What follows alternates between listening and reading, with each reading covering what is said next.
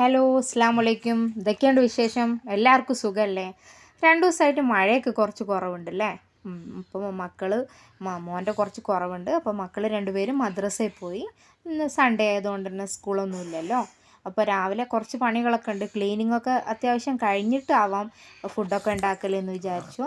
അപ്പോൾ ആദ്യം ഹോളൊക്കെ ഒന്ന് ക്ലീൻ ചെയ്ത് പിന്നെ എന്താ പറയുക, നിങ്ങളെ വീട്ടിൽ സോഫയിൽ നിൽക്കാറുണ്ടോ?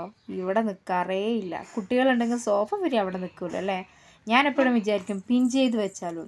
ഇപ്പോൾ പുതിയ മോഡൽ ഉണ്ടെന്ന് തോന്നുന്നു അല്ലേ, ഫിറ്റിങ്സ് ആയിട്ട് ചെയ്യുന്നത്. കുട്ടികളുടെ വീട്ടിൽ അതാവും നന്നാവാന്ന് എനിക്ക് തോന്നുന്നു. ഒരിക്കലും സോഫ വരിയിൽ ഉണ്ടാവില്ല. ഏതെങ്കിലും ഗസ്റ്റ് വരുമ്പോഴാണ് പെട്ടെന്ന് എടുത്ത് വിരിക്കുക. അതാണ് നമ്മുടെ സ്ഥിതി. പിന്നെന്താ, പാത്രം നിങ്ങൾ വിചാരിക്കും ആകെ 2 പാത്രമാണ് ഉള്ളത്. കുറേ പാത്രം ഉണ്ടായിരുന്നു, അതൊക്കെ കഴുകി. ലാസ്റ്റ് കുറച്ചുണ്ടായിരുന്നു എന്നുള്ളത് അതോടെ വീഡിയോ എടുത്തു എന്നുള്ളൂ.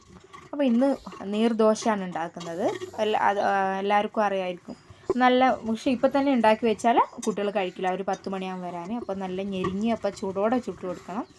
അപ്പോൾ കുറച്ച് കറിയൊക്കെ വേഗം ഉണ്ടാക്കാമെന്ന് വിചാരിച്ചു. പിന്നെ അതൊന്ന് ക്ലീനിങ് കഴിഞ്ഞാൽ നമുക്ക് പണിയൊക്കെ എടുക്കാനൊരു ഉഷാറുണ്ടാവുമല്ലോ. അപ്പോൾ അതിൻ്റെ അരിയൊക്കെ അരച്ച് വെക്കാൻ വേഗം. പിന്നെ കുറച്ച് മുതിര ഉണ്ടായിരുന്നു, ഞാൻ കുതിർത്ത് വെച്ചിട്ടുണ്ട് എന്തെങ്കിലും ഉണ്ടാക്കാൻ വിചാരിച്ചിട്ട്. അരിയൊക്കെ അരച്ച് വെച്ചു. പിന്നെ അവർ വരുമ്പോൾ ദോശയൊക്കെ ഉണ്ടാക്കി കൊടുക്കണം.